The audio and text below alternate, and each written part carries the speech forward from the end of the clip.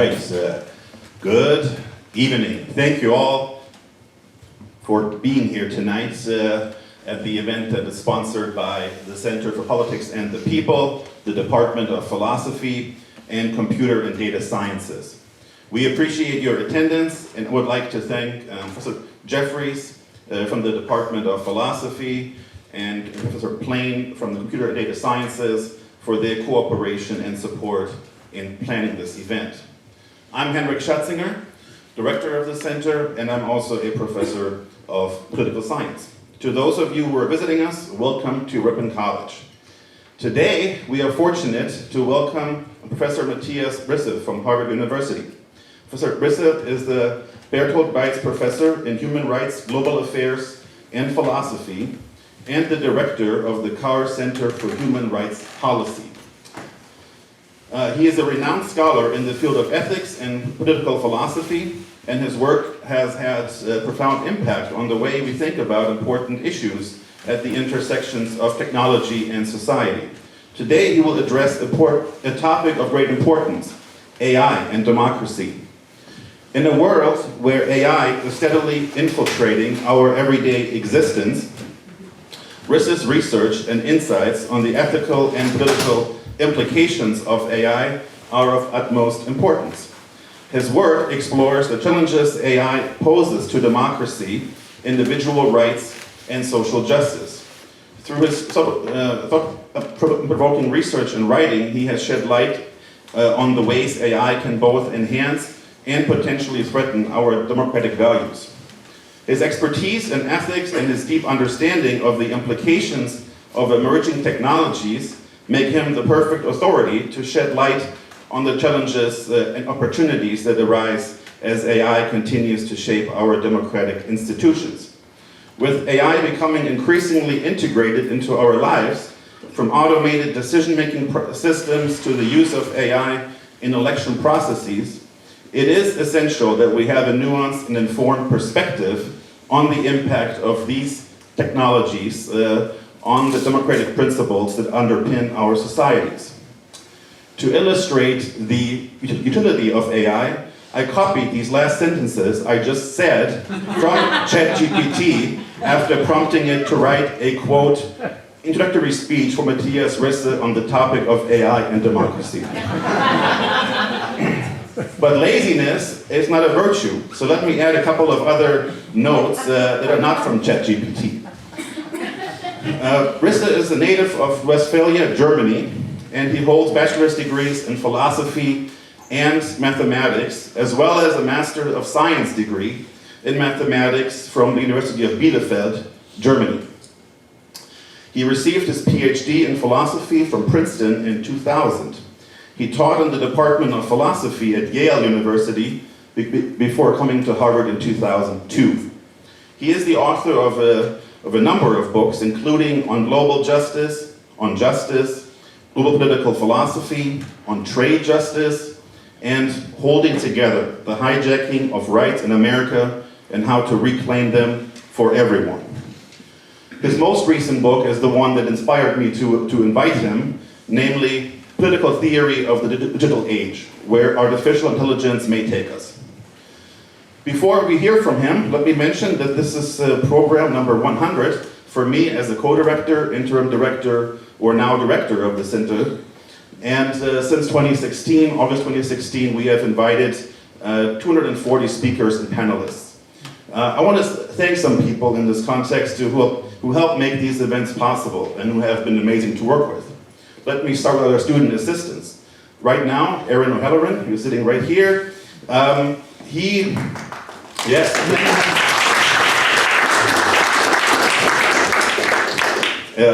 will graduate this December, and he has been outstanding in every way, basically. And in the past, we've had a number of other fantastic assistants as well, who are now alumni, including Austin Borchert, Abby Court, and Tucker Thied. Students also do airport runs. Some of them, of our recent drivers, have been Angie Martorello, Alison Pavlovich, Shazia Puri, and Ryan Vazquez. Two of the drivers, yes, it is here. Also, I want to thank the whole marketing team and the team for web development. Everybody from Rick Dahm to Jay Alderson, Ben Cleveland, and Jessica Ehrenberg have been tremendous in helping us to get these events set up. Everything from designing posters to writing press releases. We also have our plant department, or facilities department, where we have Susie Foodie and John Tobin and others who are always there to really help us in many different ways. And I also want to mention thank you to, back in the day it was Sodexo, now we have Sage Dining Services for helping with receptions and dinners. Just two more thank yous. I want to say one more time thank you to my previous co-director, Professor Emeritus Brian Smith. It was wonderful to work with him. I checked last night, I still have over 10,000 email exchanges with him about the CPP. And I also want to thank the Center's advisory board. We actually have Rick, where are you?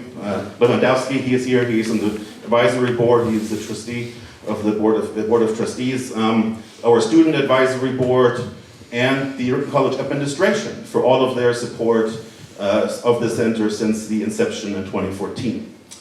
And now, it is actually, let's thank all of these people one more time.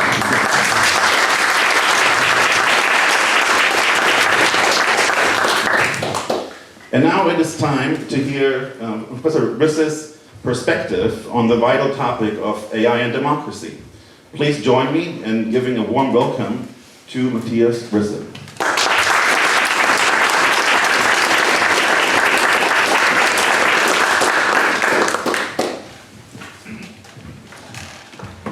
Thank you, Hendrik, for this very kind introduction.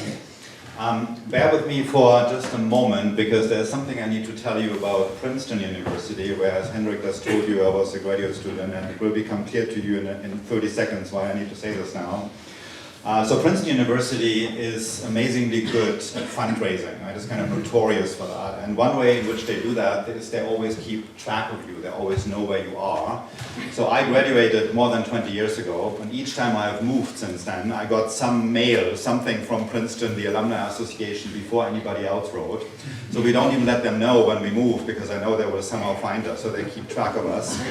Why am I thinking of that? Well, if I'm looking to the back of the room, over there, this man there, Harold Shapiro, was the president of Princeton University when I was a graduate student there. So they find me even here. Keep an eye on me even while I'm here. So I feel like I'm under some eerie scrutiny from President Shapiro of Princeton University. So with that said, and I try not to, it's kind of hard not to look that way. Anyway, here we go. So I'd like to talk to you about a few themes from this recent book of mine on political theory of the digital age, which is really an attempt to look at a number of debates about politics that we as political philosophers, political theorists have been having over the ages, and to explore what the arrival of artificial intelligence means for that. And the themes that I'm going to be discussing with you this evening are themes from democracy. How does the arrival of artificial intelligence engage democracy, and specifically what has been changing there in just this year? So the pace of change in that domain is really breathtaking. So this last year, so this depends a little bit which time window you're looking at. The last 10 years have been breathtaking. The last 5 years have been breathtaking. Each of these periods in their own way. But really, this year, these last 6 to 8 months have been just astoundingly breathtaking. So there's just a lot happening. You might, of course, say, who would be foolish enough to write a book about this? About an area that has such a pace of change, and you would not be wrong raising that question. At the same time, the reason I wanted to do this, and I did do this, is because there are certain philosophical background themes, certain larger challenges, that are not aging quite as quickly as technological developments advance. So I think there's a certain durability to this anyway, and that's always the point. The reason I like writing books rather than articles is because writing books forces you to look at a lot of things together rather than just focus on one or two things. So that was the motivation. So this talk very much draws on some themes from that book, and There's a number of themes I'd like to bring to your attention, and they get numbered in this way, some more basic ways, and then some more specific to the recent developments around ChatGPT, which I can tell has fully arrived here, is fully put to use. One sometimes wonders whether, you have to be careful with this kind of thing, Henrik, because, there's all these suspicions that they make us redundant anyway, and you just confirmed, that what else can they do, if they can write introductory speeches, before you know it, they, I do find this funny, when I, you can ask students, are you okay with ChatGPT doing this and this and this, and they're always okay. Then you ask, are you okay if ChatGPT grades your papers? Yeah. Yeah. I don't know. They can probably do it better than we can. Right? No, I like this discretionary things. Anyway, let me jump right in with some of the more foundational points here. So. One thing that's in the background, also in my book, Political Theory of the Digital Age, is to look at democracies somewhat differently from how this is normally done in political philosophy and political theory. Typically, we understand democracy as an ideal of human beings doing something together. It's about a certain kind of decision processes, a certain ideal of community, a certain ideal of doing things together as human beings. It's very human focused. It's a very human focused understanding of democracy. It's very natural to think this way. And there's also per se nothing wrong with that, but there is also another dimension to that, and that is the materiality of democracy. So as we are doing democracy, as we are going about decision making, as we are going about doing community, this always involves material things. It involves objects, artifacts that are there that make this more or less easy or that push us in a certain way. And that is a theme actually in the philosophy of technology, so the systematic thinking about technology. This point was about 40 years ago, was classically made by a philosopher named Langdon Winner, who wrote a paper called Do Artifacts Have Politics? It's one of the coolest titles also of a paper ever, so that's kind of important, right? So, if you want to get ideas out to people having cool titles, that's important. So Do Artifacts Have Politics?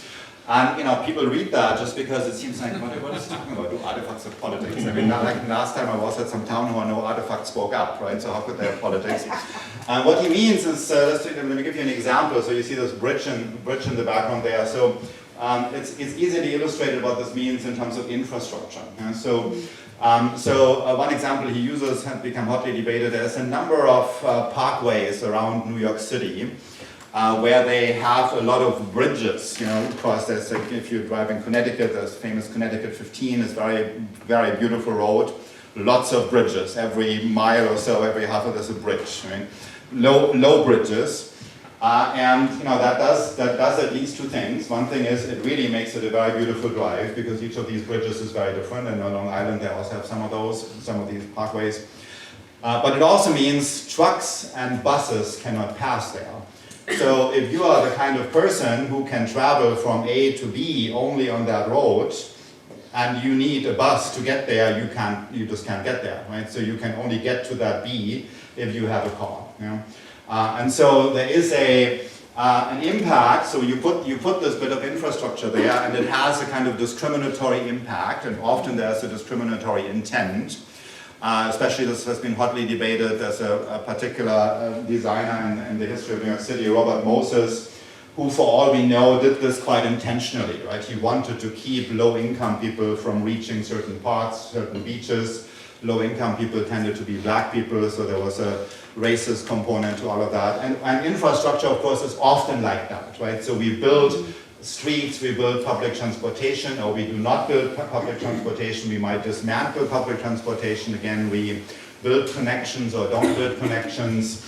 And that enables certain people to do things and prevents other people from doing things. And that's what Winner means by saying artifacts have politics. And you can design, for streets it's really obvious, right? For traffic, urban design, it's fairly obvious. You can design traffic patterns, public transportation in very different ways that will be more or less favorable for particular groups. So that's what's meant by artifacts have politics. And this also means something then very specifically for the design of electoral processes, for the design of democracy.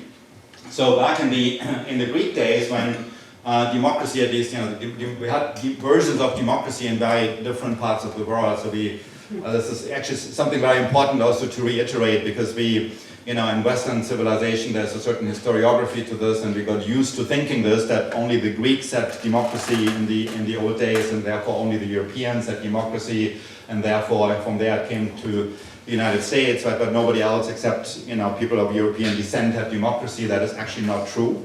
That is just one of these Western focused things that we just need to leave behind. But the Greeks definitely had democracy, and they had and the materiality. There was a material things played a very important role for keeping their democracy going and for making their democracy trustworthy. This thing here doesn't look like much now. So if you ever get to Athens and you look at the museums around the sites there, the Agora and the Acropolis in Athens, you find fascinating museums. And this thing is the Cleroterion.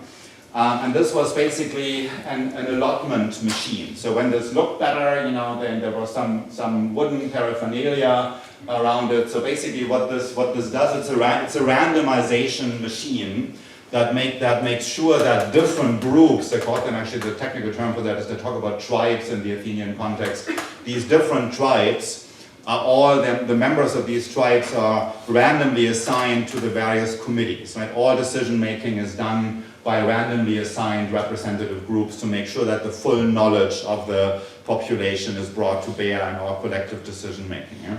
And that was very important. The whole point of Athenian democracy really was that these processes, that the whole electorate was counted. So of course it's a different democracy from ours. They were only a sub-part of the adult males who were eligible, right? So a lot of people lived there, a lot of people were slaves, and they were not involved in the democracy. There was a demos that was a subgroup of the white males who lived there. But among those, the idea was they were all equal.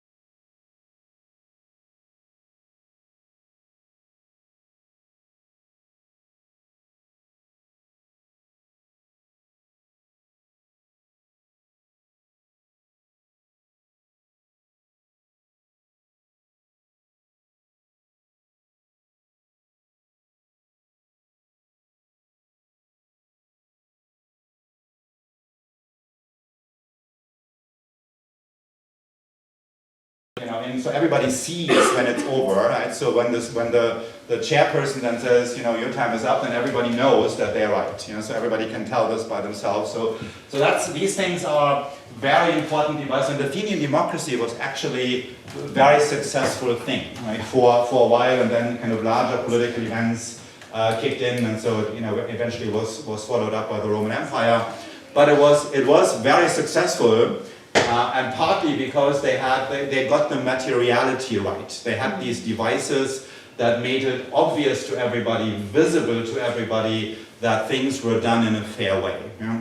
So fast forward when we come to the modern age. So there is something genuinely extraordinary about what happened in the United States in the 18th century, that this idea of democracy was transferred from the ancient world into the modern age, into a completely different geographic setting, right? So large territorial democracies. In between, the word democracy largely had a pejorative name, right? It was mostly, masses taking over, right? It had this sort of association, random rule by the masses, so that there could be an orderly rule of the people. That was something that had been falling out of fashion, that had fallen out of fashion for a long time, and then it was tried here again. And then you had this challenge about how do we do this? So how do we make sure it's fair? How do we, and we need things for that. We need objects for that. And so there were ballots, and so ballots, these are kind of original ballots. So ballot is actually an Italian word. Means it's a little round thing, right? That's what a ballot actually is.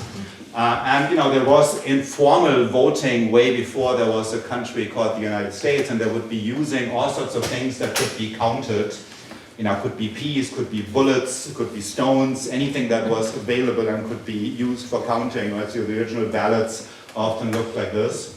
And then later, once this was all more formalized and we had the United States, they started using paper ballots, right? But you've got to think, the way this looks today, what happens when you go vote, it's, that was a process that led to that, right? And so in between, at some point they started using paper ballots. But using paper ballots in the 19th century is actually very tricky because a lot of people can't write. Yeah? So you are excluding people, you're disenfranchising people if you're using paper ballots.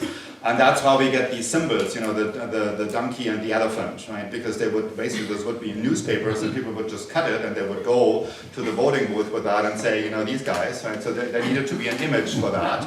And there were all sorts of crazy things, right? So, then people didn't have the right newspaper and can I just write down? So this was very chaotic until they started importing something, the United States imported something from Australia. The state of Victoria and Australia introduced this for the first time. That's why it's called the Australian ballot. And it's not called this because everybody thinks it's kind of somehow was natural, right? But it really wasn't.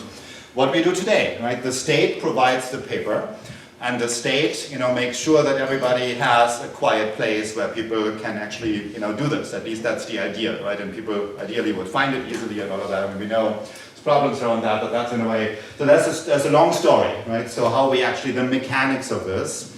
And in the United States, this has always been difficult. In the United States, the materiality of democracy has always been hard, has always been contested. And the contrast to the Athenian scenario really is quite striking, right? So for the success of the Athenian democracy had a lot to do with the fact that they used things the right way. And in the United States, this has always been hard. Right? It's always been hard to use things the right way to make democracy trustworthy. And those of you old enough to remember the hanging chads, right? So this seems, in hindsight, it seems like a fairly peaceful problem, right, compared to what we have had recently. But you see also what we have had recently, that somebody who very clearly lost the election can actually persuade large numbers of the electorate that he hasn't lost the election because of large-scale voter fraud. One necessary condition for that was widespread distrust in the materiality of democracy, right? So people found it very easy to believe that American democracy doesn't quite know what to do with things, in order to make democracy happen. Hanging chads are one example. It's somehow something that American democracy has found very hard to get right. And that's why creating distrust around it was fairly easy, to do. So that's point one. So the materiality of democracy is an incredibly important topic. You need to use the right kind of objects, the right kind of way, in order to have a stable democracy. Right? This is just something that is often not seen if we think of democracy as an ideal of people doing things together. Point two. Generally the relationship between democracy and technology. So there is a kind of a naive view around, and that also is still there because in the early stages of the internet it was repeated many times, and still there's some echoes of that, even though there's a bit of a pendulum and optimism, pessimism about how good technology is for democracy. But one perception there is more technological advances will be good for democracy, will advance democracy, right? That is one view there. And that is actually really not true. So there's a lot of complexity there, depends on what you start from, right? There's lots of path dependencies there. So you can think about, when are we getting democracies in the first place, and when are we not getting democracies? And often we do get democracies. Democracies emerge when it's hard for a centralized state power to emerge that has enough information about people. So a centralized state power can emerge only if you know enough about people that you know how to tax them, how to motivate them, how to draft them, in a way, how to get them. Right? And that requires a lot of information, and if the state is in a position to get this information, that makes it easier for that to be an autocratic regime. Yeah? And so for there not to be a democracy, in a way, if people don't need to be empowered, they often won't be empowered. And another condition in which we're getting democracy, if it's very hard for people to leave, to go elsewhere, so to flee from the power.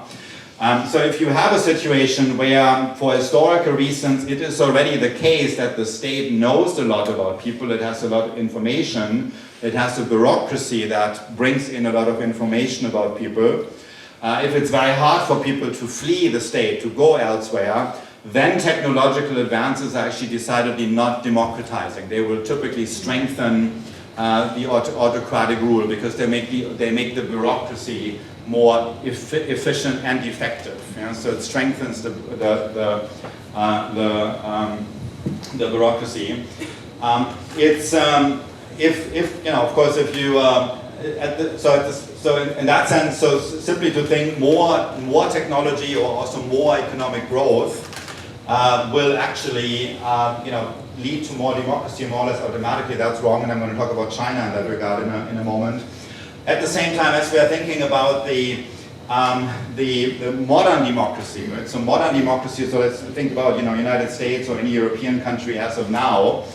Modern democracy has these two problems that never seem to be going away. One is the distant state problem. The capital is in Washington, right? So it's very far from Ripon, right? It's very far from Wisconsin, and why are you owing allegiance to these guys, right? So it's one thing if you live in Athens and you go to the Acropolis and you can be on a committee, you see the state, you feel the state, you're surrounded by the state, you are the state. It's not hard to feel this way. In this huge country, it's very hard to feel this way, right? So there's this distant state problem, and there's this other problem, the overbearing executive problem. If somebody is on top who gets carried away, who thinks that them being in a certain role is more important than that the role be perpetuated, right? So there's a danger for democracy that it puts people in central power, and it, in principle, enables them to stay there longer than they should. So these are the two problems that democracy faces, and they often don't get solved successfully. It's very hard to see how they would be solved. These problems would be solved without sophisticated use of technology. So on the one hand, we have to notice that it's not natural for more technology to bring more democracy, right? This is not an immediate relationship. At the same time, democracy needs to somehow find a way with democracy in order to keep itself credible. So it somehow has to enlist democracy to solve these two problems. Some people are incredibly pessimistic when it comes to how technology and democracy can come together. This guy might not mean much to you. Jacques Ellul is a French philosopher of technology, but many of you will have seen this guy, right? So at least the older ones will have seen this guy, Ted Kaczynski, the Unabomber, who died a few months ago, right? So why am I talking about him? Well, so this is his philosophical inspiration, Jacques Ellul, this is a very scary book, The Technological Society. He's arguing that technology basically has its own way of functioning. Right? There's dynamics in the development of technology that brings us along as individuals, but we are only under an illusion of control over it. We are under an illusion that we shape it, that we are under an illusion that we are free to use it or not. We are under an illusion that we have an active say in where it is going. And it has its own dynamic. It's the thesis of the autonomy of technology. Very simple-minded test on that. If you can see how long you can live without this, right? See how long you can. It's very simple-minded, right? So, and then people think, yeah, it's an option that I use this or not. Is it really an option, right? Is this really an option? So much technology around us, cars, cell phones, computers, right? Are they really? I mean, we think it's an option, right? But so Ellul's point is it's not. There's kind of these dynamics, and he thinks even democracy itself is kind of an illusion, because what really drives things are technological dynamics. And Ted Kaczynski agreed to that, and that is why he sent these terrible letter bombs to people, right? To technology creating and technology advocating people, to blow them to pieces, so to draw attention to this, right? So he was trying to do that. So it's fascinating to look currently at the situation in China, right? So in terms of this relationship, autocracy slash democracy and technology. So many people who know things about China, some 10 or 15 years ago thought exactly this thing, and more technology and more economic growth, there will be more democracy. Right? China will go this way. Did not happen. Right? Did not happen. In fact, something strikingly different happened. The Chinese Communist Party enlisted technology, enlisted enormous hardware producing possibilities, enormous data gathering possibilities in order to completely update and upgrade their political system to the 21st century, through large-scale state surveillance and data collection and ongoing. It's an absolutely scary phenomenon at what scale this is happening in China. So they're doing lots of fascinating things there. I mean, they're still the Communist Party of China. Karl Marx would not count them as such, so they're not very puristic about things. But they have a party structure and they have a lot of control. So more technology has strengthened their particular version of autocratic rule. Right? At the same time, then there's this other version of China, this other way of being Chinese in Taiwan. And it's really the contrast between those utterly striking as you know. So Taiwan, the older ones of you will remember that when we used to buy things made in Taiwan that used to be plastic stuff, cheaply manufactured stuff. In between, they turned themselves into this massive semiconductor chips powerhouse, right? They're ahead of everybody else, and it looks like basically, there can't be, nobody really can catch up with that, right? So they're just the world champions in chips production, and they have also democracy in Taiwan is about as old as the internet. So this person here is one of the pop stars of kind of global democracy. Audrey Tang is the minister, the kind of technology internet minister in Taiwan. They're doing absolutely amazing things, kind of using technology for democracy, strengthening democracy. And Audrey Tang likes to say, for us in Taiwan, the internet is a technology of democracy, because they are the same age, right? We have never been democratic without the internet, and we have never had an internet without we have always used these together. I mean, it's absolutely fascinating. And the contrast is fascinating, right? And this is why, of course, Xi Jinping, the leader of China, is so, eager to just end this, because they are parading to him a completely different way of being Chinese, right? A way of being thoroughly Chinese and thoroughly democratic, right? So the contrast really quite fascinating there. So if you look generally, so how optimistic should one be for so the United States? So this is an entrenched democracy, so has been a democracy for a long time. So in a situation like that, more technology, there's also no reason to think it will derail that, right? Again, a lot of path dependency there. But one thing to notice is here's one very influential argument for democracy that has persuaded a lot of people, and it was a good argument, certainly then. Hayek, right? Friedrich August von Hayek writes this thing, The Road to Serfdom, in the 1930s, about articulating concerns about any kind of state control. So everything should be left to markets as much as possible, and popular decision-making processes. It's more an argument for markets than for democracy, but there is a kind of follow-up argument for democracy they're also involved, namely the idea that there's so much information that matters about interaction, economic interaction. The state couldn't possibly have it all. So the social planner couldn't possibly have it all. Let's let the markets do what they want to do. Let's not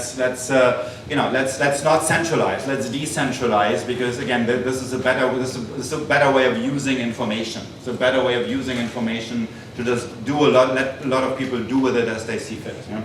And that argument might actually no longer work in the 21st century, because the enormous possibilities of big data and AI, data mining, might just undermine that argument. And the Chinese government is demonstrating that. The Chinese, or at least the jury is still out. So this idea that automatically decentralization does better than centralization is obviated through the arrival of the possibilities of AI, at least that particular point. And one also has to worry, so as we think about where's democracy and tech going. Sam Bankman-Fried, right, is on trial right now, so he might not be a representative of this. So this book here.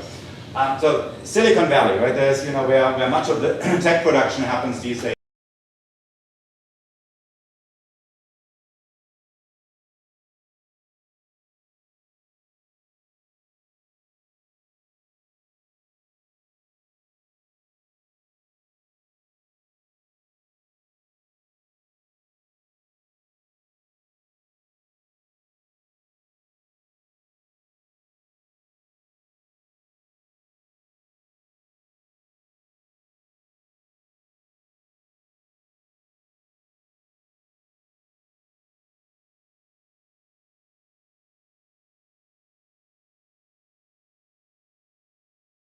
good, but what it also means is a neglect of the problems that are in front of us, and all sorts of excuses are given. We are doing this, we're doing all sorts of weird things because we're doing them for the greater good, long-term conceived. And I think something like that went wrong with that scene. Right? So these guys, so Bankman-Fried, I've been following this over a number of years. This was actually when, then there was a time 15 years ago when there were a number of highly motivated geeks, typically computer science majors with an interest in philosophy.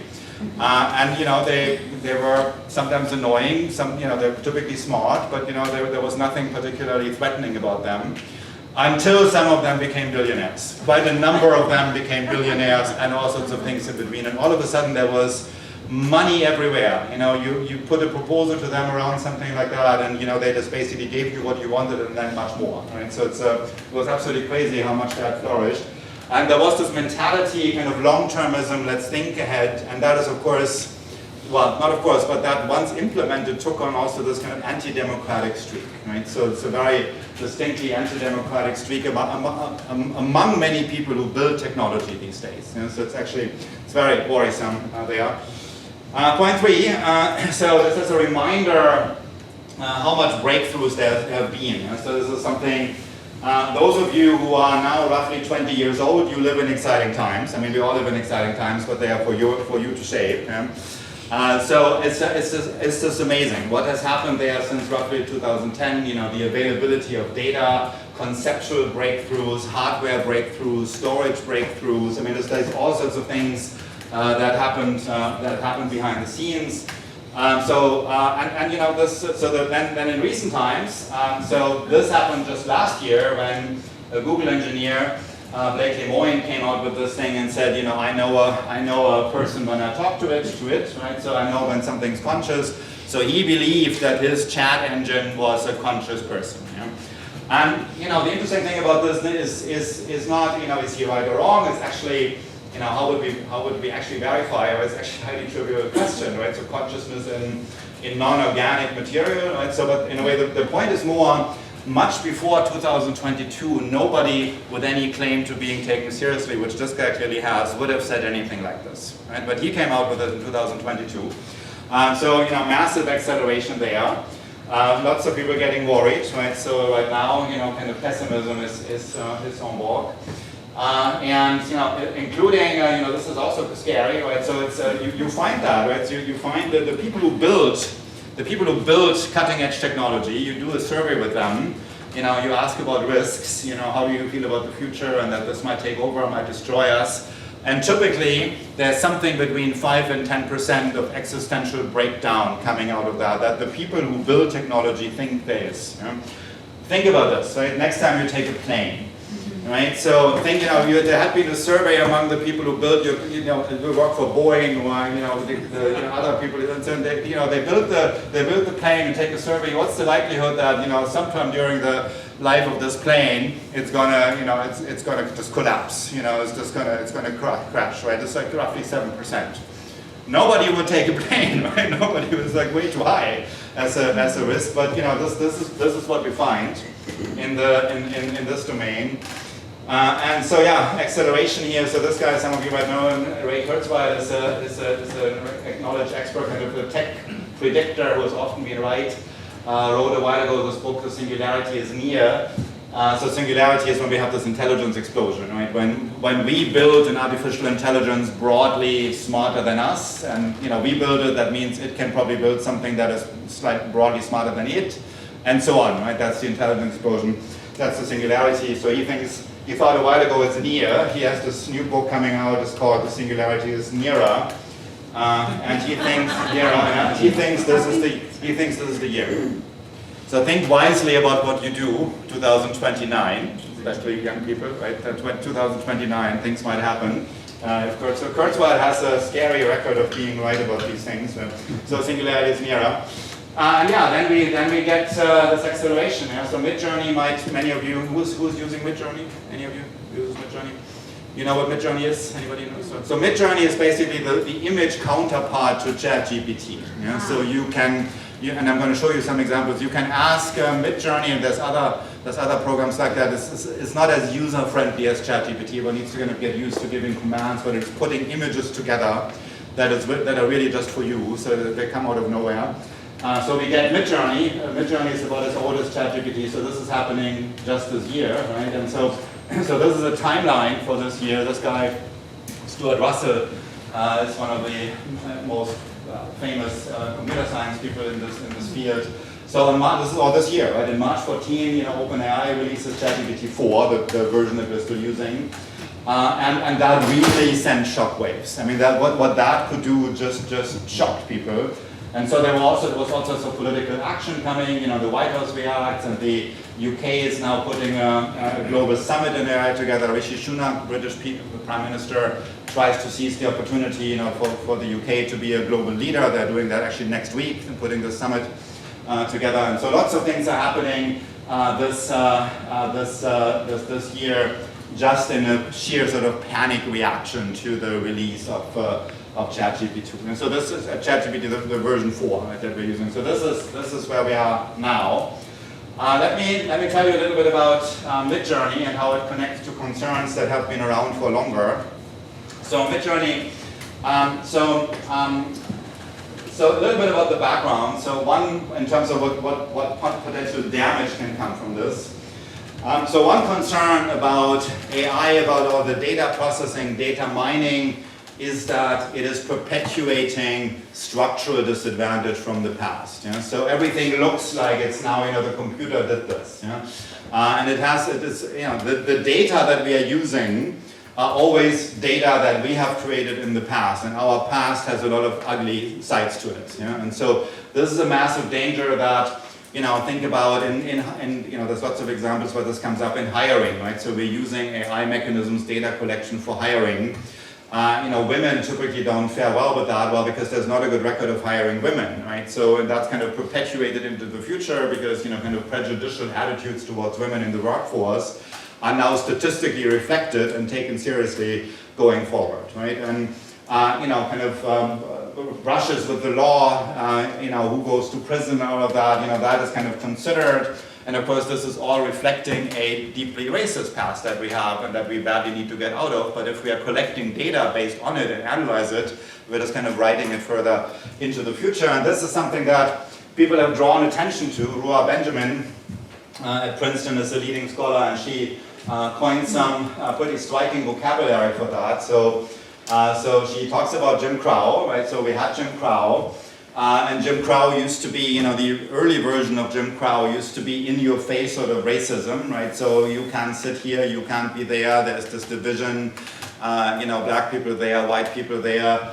Then there was the new Jim Crow. It was more refined, it was more sophisticated, but it still had this exclusionary effect for people of color.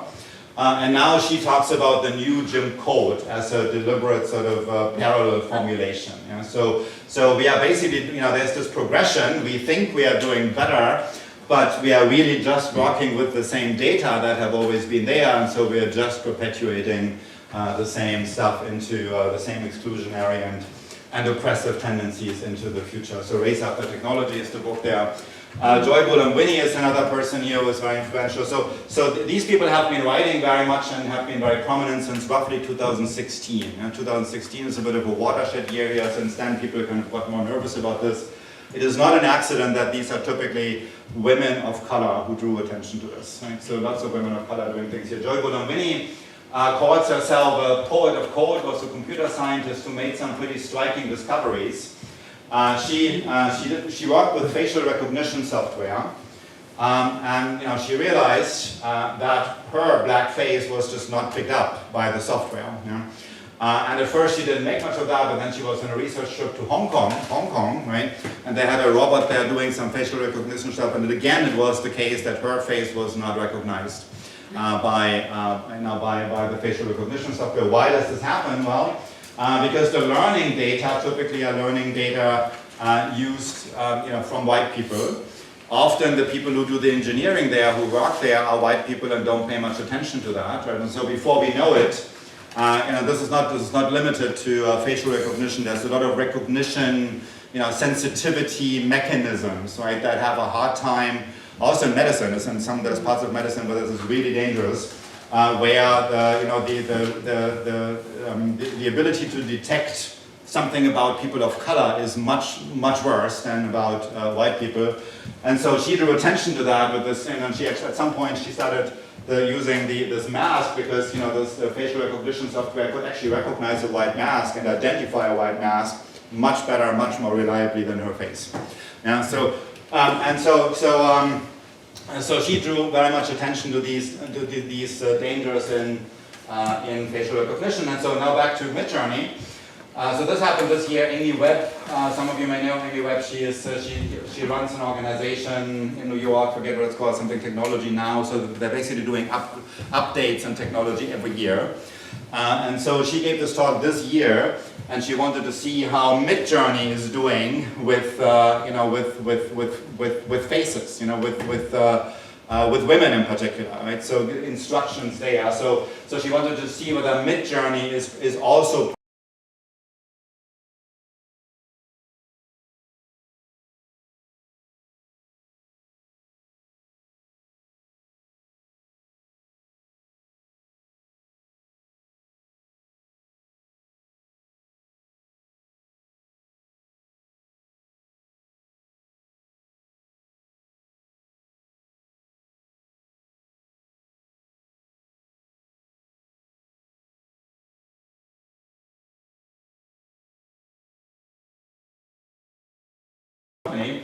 and then she did, so how about CEO of a startup? Maybe there's a woman coming out of that, right? So this is CEO of a startup. You can see they're now younger, fewer ties, but they're still all white men, right? So there's nothing about the instructions that pushed it towards either white or men, right? It was just CEO of a startup.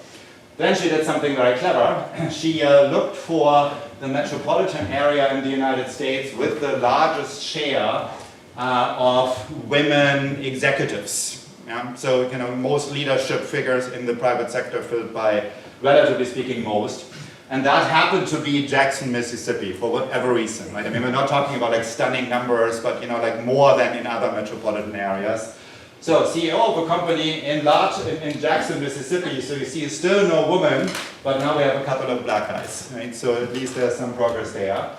And then she thought, okay, at least if it's female hygiene products, at least then we are getting a female person. So CEO of a company that makes tampons, you can also see, what that made of, what you want to use, right? So there's that question, but you're still not getting a single woman coming out of it, right? So and you see this is the danger, right? Perpetuating stereotypes, right? Even a tampon company is not led by a woman as far as Midjourney is concerned. Yeah?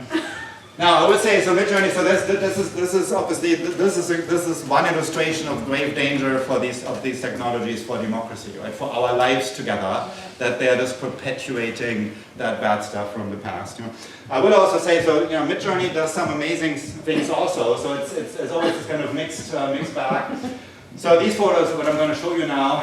So this is actually they were made by somebody in my context, so a student of mine who was taking classes from me and has been checking in with me about her life kind of periodically, and she's walking through a number of issues, and she periodically checks herself into a mental hospital, so she's struggling a lot with things, and she sends me things as she walks through things, and she has allowed me to use these photos, which I use to just give you an illustration of how there can be something very positive about these technologies also. So this is a little bit of a joke. She works in a local bookstore around Albert Square, and this is her way of rendering the idea that it was busy that day. So but as a way of, you can see what this does, right? So this is, if you knew the bookstore, you would actually recognize it. And it has a photorealistic quality, right? But this doesn't exist anywhere, right? So it exists on this screen right now, and she probably still has it somewhere, but it doesn't exist anywhere else, right? It's just put together by Midjourney. And then she did, so the class she took from me was a class on the meaning of life, actually, where we used a lot of artwork. Many of you will know Hieronymus Bosch, so he does, like, this is Hieronymus Bosch real, does this kind of bizarre stuff, surreal stuff. And so when she was checked into a mental hospital, when she did this last, she asked to depict mental scenes in the style of Hieronymus Bosch, right? So that's what Midjourney did, right? If you see, this is not Hieronymus Bosch, this is a situation in a mental hospital in the style of Hieronymus Bosch. Then we also read, in that course, we read this story by David Foster Wallace, This is Water, It Just Matters. This is a story that involves a lot of water. And she used that to capture the atmosphere in the hospital. And again, look at this, right? They don't exist anywhere else. Look at the photorealistic quality. Look at this here with the shadows and then the ceiling, and it's just absolutely stunning. Right? Something like this is possible to capture the mood. Notice also in passing the two women in the look at all the faces, right? So there's nothing also in her instructions. So this is how you would put this in. There's nothing in her instructions that ask Midjourney to make this about white people.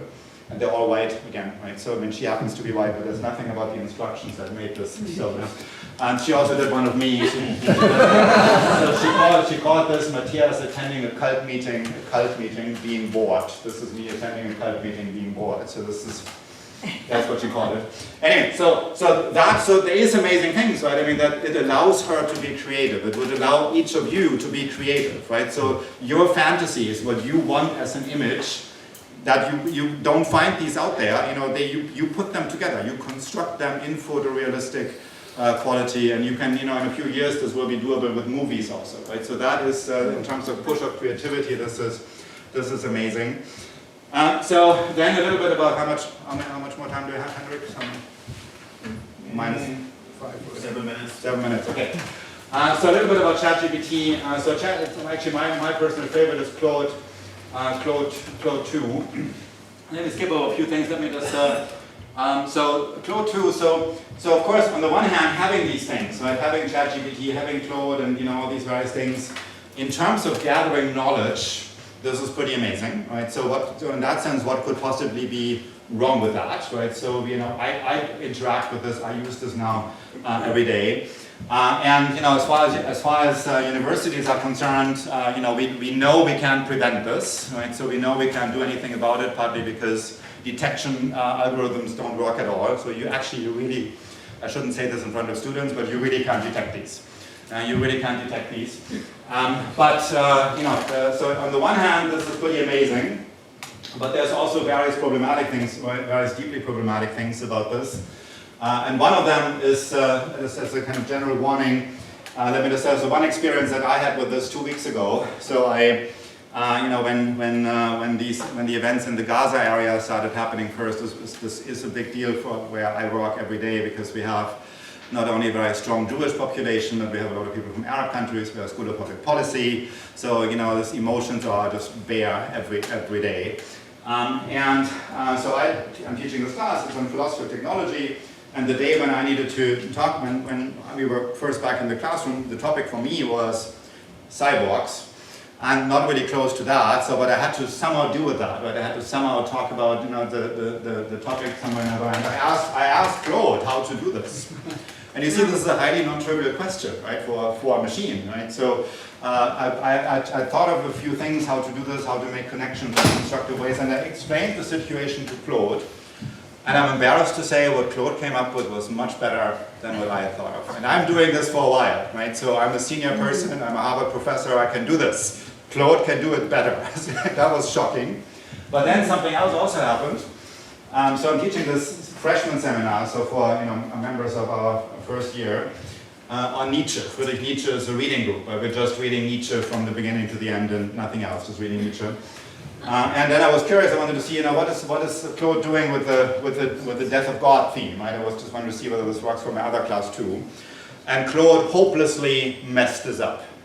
Right? So Claude got all sorts of things wrong about where this is from and where that is wrong. And of course, these things are very polite. And you say you got this wrong, and they always say yes, I got this wrong. But in other words, so one lesson I draw from that, and this is why I've told this story also to all my students. You've got to be really careful using this. So I feel like my generation, our generation, we are actually in an ideal position to use that, and you guys are not. Let me put this mildly more ecumenical. So it's you make best use of that if you can judge if it screws you, right? And which of course you have areas where you can also judge it. So So this is why I find this very productive to use, because I typically tend to notice, or at least I don't use it when I don't notice, right? So when I can use this. But had I given a presentation using Claude for the Nietzsche material, this would have been terribly embarrassing, right? So if you can't judge, this is horrible. So there's this, right? That these things are called hallucinations, right? So there's this. I mean, there's going to be more bad news. So more bad news. So generally, we do find a lot of power imbalance, right, in the design of these things. Yeah? And so this is also something that is reflected again in ChatGPT. So one person who drew attention to this in a very visible way. I hope many of you will just Google her later tonight because she is an incredibly important person. So Timnit Gebru was working for Google, a fascinating person. She actually was an immigrant from Ethiopia, made a stellar career, getting ultimately a PhD in computer science from Stanford, was in this period since 2010 involved in much design of algorithms and really did exciting stuff, but also wanted to draw a lot of attention to how there's all sorts of problems around marginalization in different dimensions, right? There's marginalization in who gets credit for the design, who gets opportunities, who gets credit for building things, right? So there's that version of marginalization, and then how are power structures reflected in what these algorithms do, yeah? And how are gender and racial stereotypes perpetuated, right? She drew attention to that. And she's not the compromising type, right? She made a lot of enemies by speaking pretty bluntly. So she wrote this absolutely fascinating article. It's coming up somewhere. It's called something like Race and Gender in AI. So she says, after a group of people from marginalized communities sacrifice their careers to shed light on how AI can negatively impact their communities, their ideas are now getting co-opted very quickly and what some have called a capture and neutralize strategy. In 2018 and 19, respectively, MIT and Stanford announced interdisciplinary initiatives centered around AI ethics with multi-billion-dollar funding from venture capitalists and other industries, and war criminals like Henry Kissinger taking center stage in both opening events. Henry Kissinger is quite amazing at keeping himself around, right? He hasn't been in any kind of office since the late 70s, but here he is, right? And so in a way, this is what she is saying. A lot of people in the background are doing this work, but then when it comes to writing the big opening book, then Daniel Huttenlocher, who is the dean of the MIT campus on this, sides with tech entrepreneur Eric Schmidt and Henry Kissinger, rather than using the opportunity of actually elevating people of color or women who actually have done much of the work in the back. So that's one thing she's saying there. But she's also saying, so there's a lot of use, so this in a way it's like the same point about, what kind of imagery gets used, what kind of stereotypes get perpetuated. This is an example actually from Israel-Palestine scenario, a case that really happened where relatively few people speak Arabic there, relatively many people speak Hebrew. They were analyzing something that was misunderstood and actually meant good morning, but was interpreted as attack them, and so they initiated something. And that is happening because, again, there's who is doing this, for whom are they doing this, who has been around, what data are available. So Timnit Gebru drew attention to that. So of course, all of that is also perpetuated, right? We are still doing that with ChatGPT. What ChatGPT will give you is all this prejudicial stuff still faced in. Yeah? And so, then you can draw attention to larger dangers here. Yuval Harari is one of these visible commentators on current affairs, who is sometimes quite a bit too flashy for my taste, but here I think he got this right.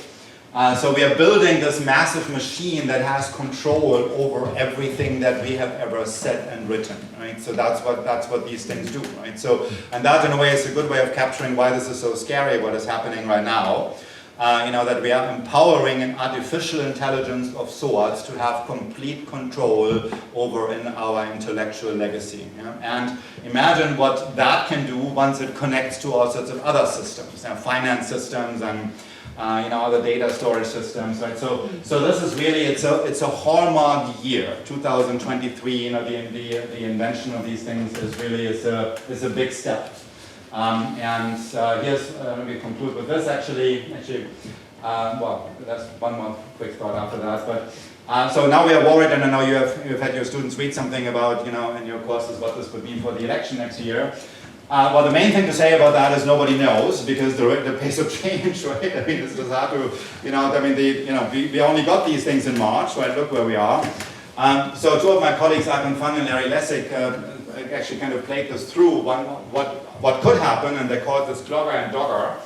And so let's say, you know, one party, let's say the Republican Party starts using a device called Clogger.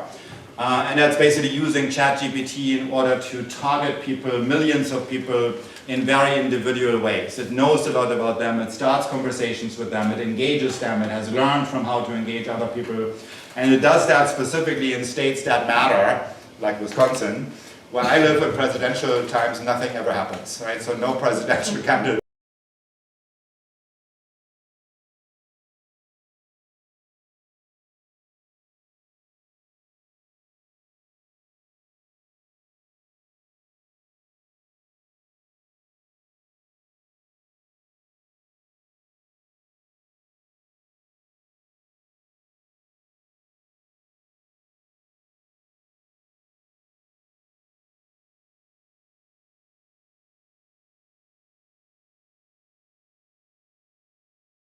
Right, so Dogger, so the Democrats are doing the same, right? And so before we know it, there's Clogger versus Dogger, and that is also unfolding certain dynamics such that once the person is in office, they have to continue to use Clogger and Dogger, because otherwise they're falling out of favor. Right? So that's one scenario, but the main thing to say there is we really don't quite know what's going to happen, but we really have to be vigilant. Yeah. And the last thought, point 8, is really just this one slide here, you see, then I'm done. So one person who I think has articulated almost prophetic views on what's happening in our age is Shoshana Zuboff, this fascinating book, The Age of Surveillance Capitalism. And her basic point is very simple. Her basic point is that this whole tech development that we have seen over the last 20 years or so, really beginning with Google. You know, Google started to make money when it figured out that all the kind of surplus behavior, the clicking behavior could be used for advertising, right? So basically predictions could be made from that. And from there, everything, all of these things have been, you know, all the way to Midjourney and ChatGPT have been designed by the private sector. You know? And you know, we are using Google, we are using ChatGPT, we're using, they're fascinating things. Again, they provide knowledge, they help us, but they're designed by private companies. They're not designed with the intention to make our public sphere better. They are designed to make money for certain people that run these companies. Yeah?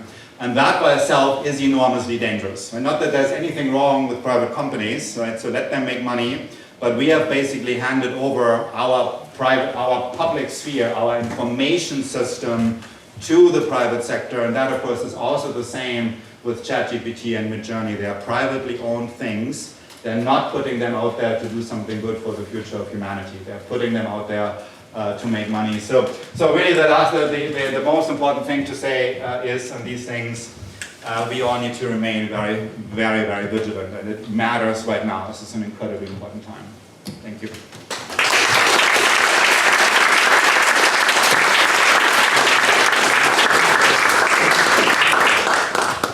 Great, thank you very much. And we're now turning to the Q&A. Given our sort of advanced time, there was so much information here. It was great to hear. Having said that, I would ask you to keep your questions fairly short, and we will try to keep the answers also short. We can get a couple of questions here tonight. So who wants to go first? Questions, comments? Jeff?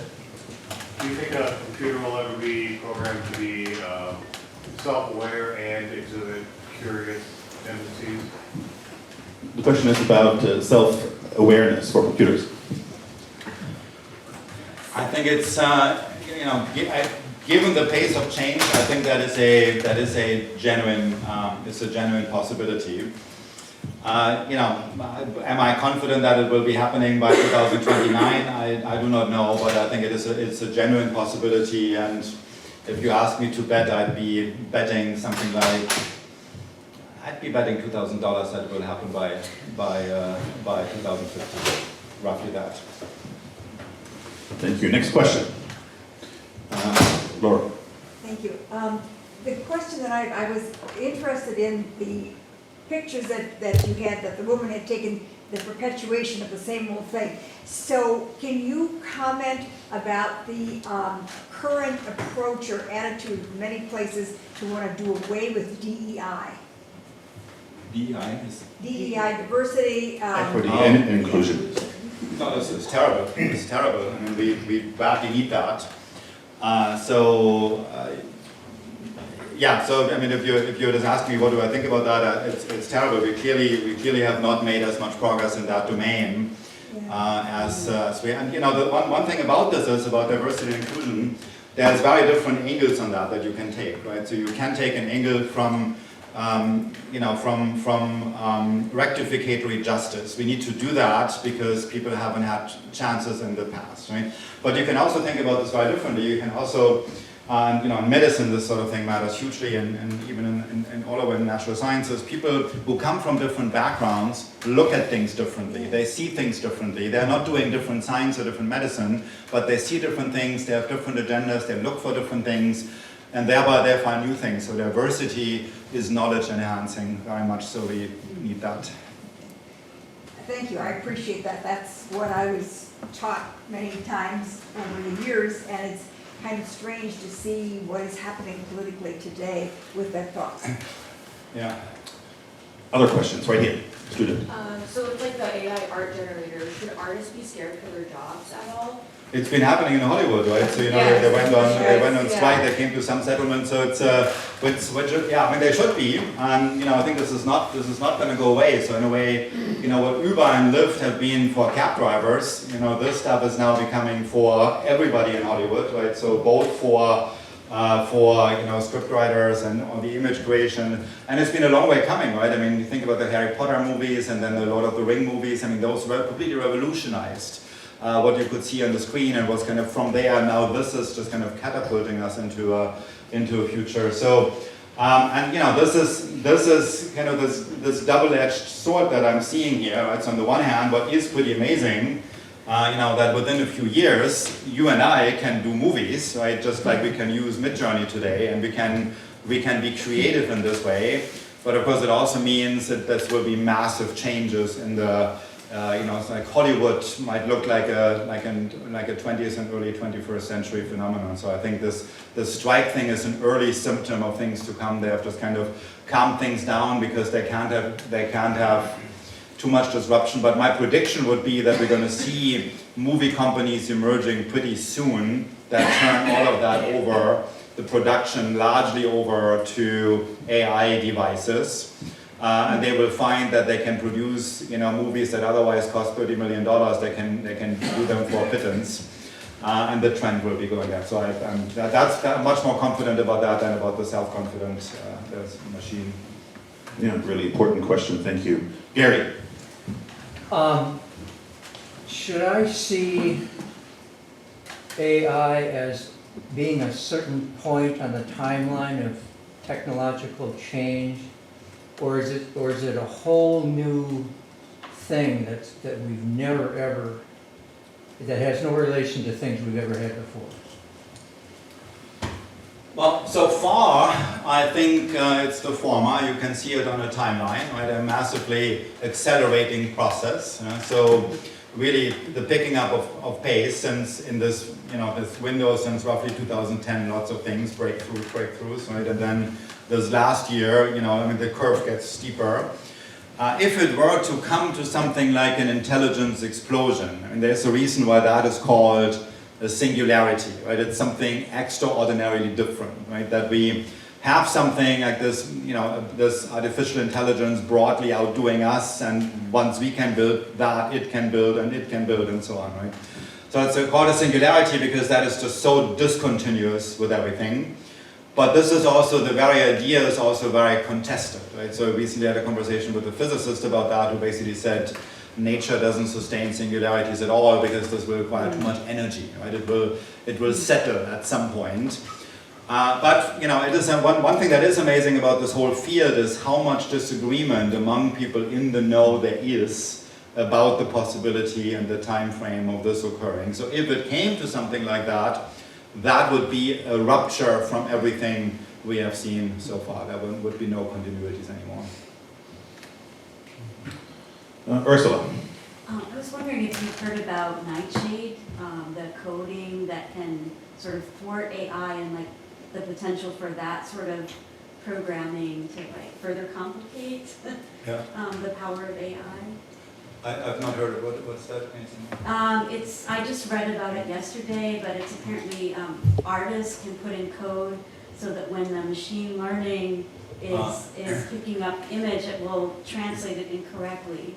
So it'll turn dogs into cats. Oh, I and see, yeah. It's called Poison for AI. I mean, it's a Yeah. new thing that has been developed.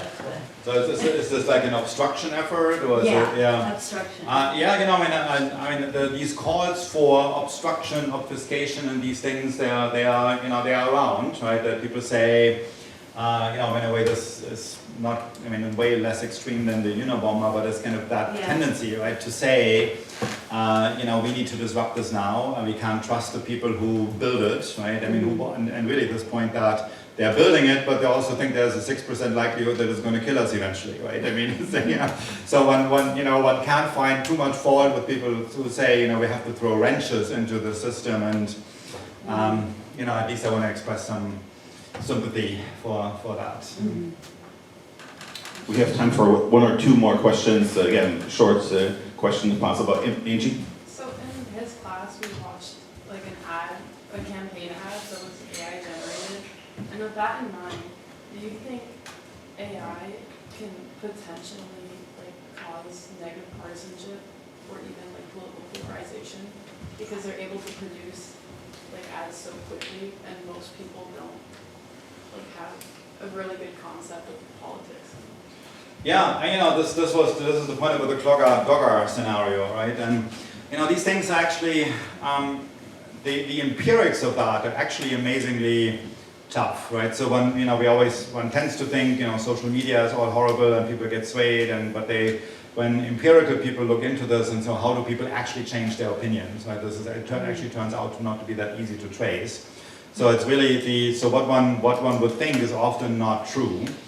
But certainly in terms of potential, right? So what is scary about that is you know, it's not so much that they're producing campaign ads, kind of broadly speaking, right? But that there's something, let's say you are a swing voter, and so they know that about you, and either Clogger or Dogger or both will target you, and they learn ever more about you, and they target you with particular things, right? They also realize, you know, you are a smart person, so it can't be something completely blunt, right? So they will think about what is the kind of thing that would, you know, people like with your characteristics, whatever they would be, you know, that are politically pertinent, how to target you. And that is definitely one danger that in swing states, there's often, and one thing that matters about swing states is often the turnout, right? So if it's just a matter of, a presidential election could be decided by 30,000 people going to, we could have scenarios like that, right? That one person actually has way more than 10 million, in the popular vote, but the particular states where it would matter, including yours here, 30,000 people that day decided not to vote, and so the other guy wins, right? And I think that is actually a very real possibility of what will be done and very easily possible next year. You mentioned biases, just to make sure I don't engage in bias questionnaire. Make sure I don't ignore this. Is there anybody here? Perfect. Please. So with Midjourney, I'm assuming that is a standalone model that you can download on your computer. You don't need any internet connection.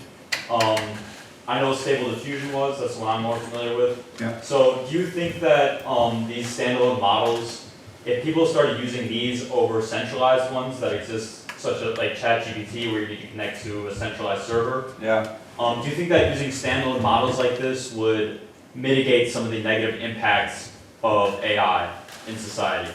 Why And would to what extent? What's your intuition? Why would that be? Because as people communicate with ChatGPT and stuff,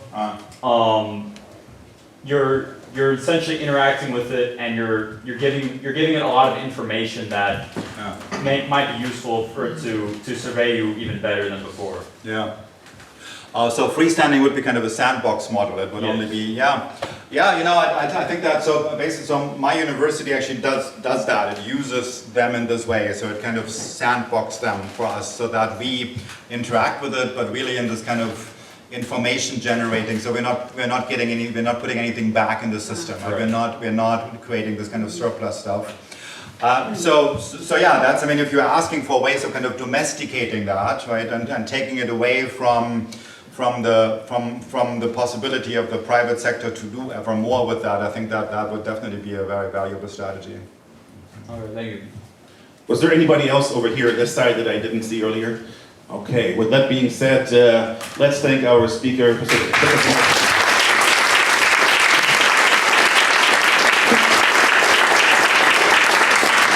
Thank you all for coming. Thank you all for coming tonight, and our next event will be November 14th on how to reduce the impact of big money in elections. So we hope we can see you at 6:30 that evening. Thanks again for coming today.